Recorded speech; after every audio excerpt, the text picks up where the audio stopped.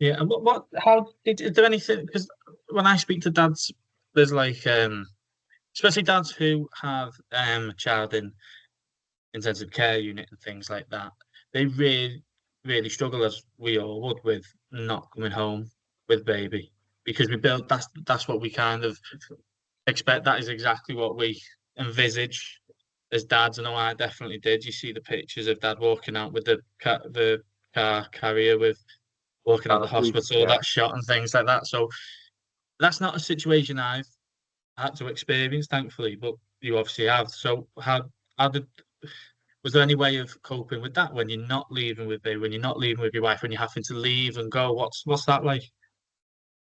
Well, I think obviously for me, obviously I did get that moment.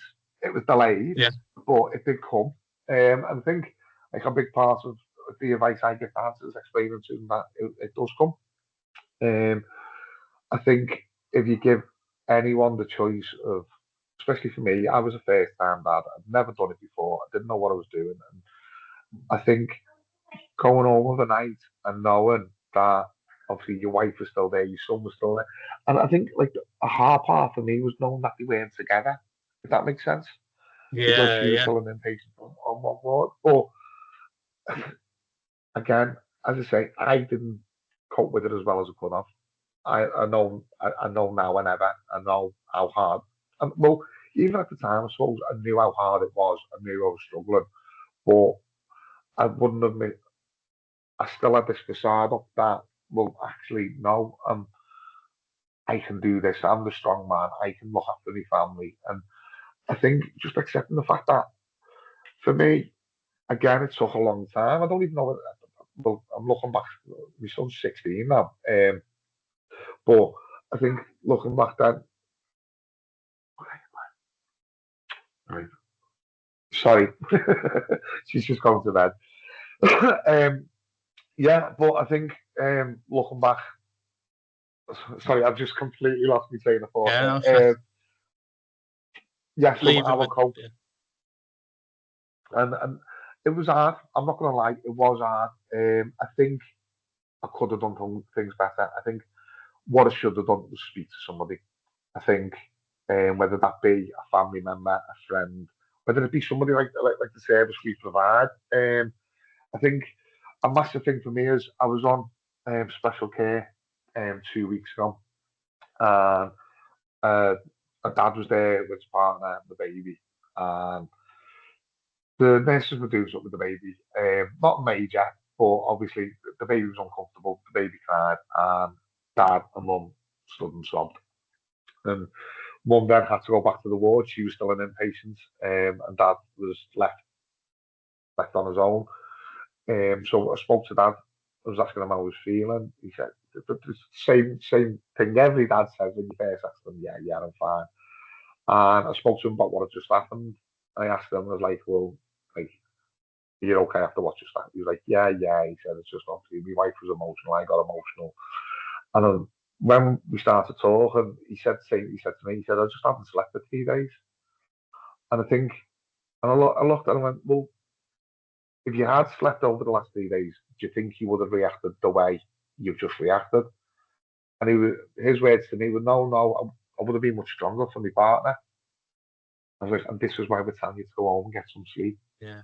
And I think you could see the realization in his face. And he was like, well, actually, yeah, I'm not going home to get that sleep for myself. I'm not going home to get that sleep to be selfish. I'm going home to get some sleep so I can be there for my wife, so I can be the support I needed to be, he needed to be for his wife. And again, going back to my experience, instead of going home and getting some sleep, so I was with it the next day, so I could go on and tackle it with a clear head. I stayed up all night painting the living room. It accomplished absolutely nothing apart from I painted the living room walls the same colour they were before I painted them. So I might have got a blemish out here or there, which you know yourself with young children, then blemishes coming out. It doesn't last long anyway. But for me, the best thing I could have done was went home and had a good night's sleep, and I never.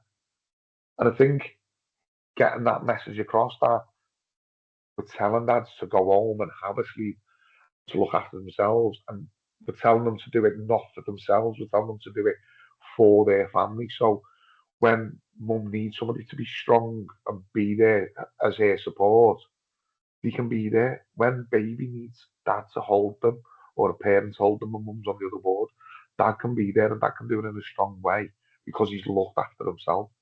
And it is an emotional time. And I don't think there's anything I can say to you now that I'd say that would stop it being an emotional time or a hard time. But again, from both like from personal experience and stuff that I see every week on the wards in the hospital, you can see the difference in the dads that have actually had a good night's sleep and the ones that have been flogging themselves for 2-3 days. Yeah.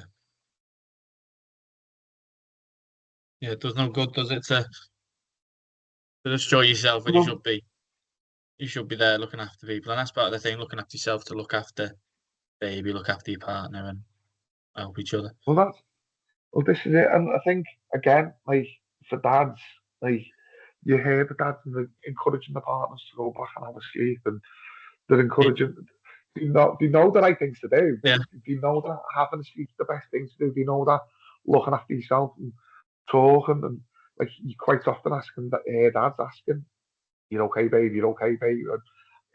And even mums, to be fair, you hear mums asking dads, but dads always get the same response.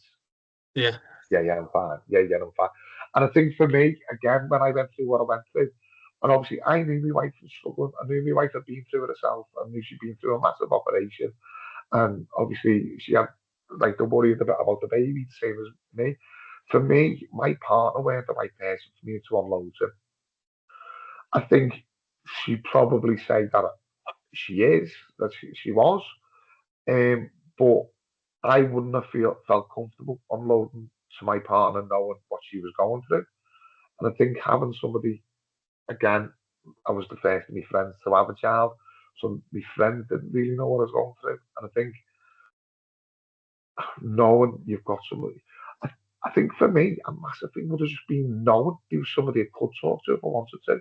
I think that would have made a massive difference. Whether I would have spoke to them or not, I don't know, and I couldn't answer honestly. But I think just knowing there was somebody there I could speak to would have made a massive difference. Yeah, definitely. I think that awareness of knowing what's out there is that important.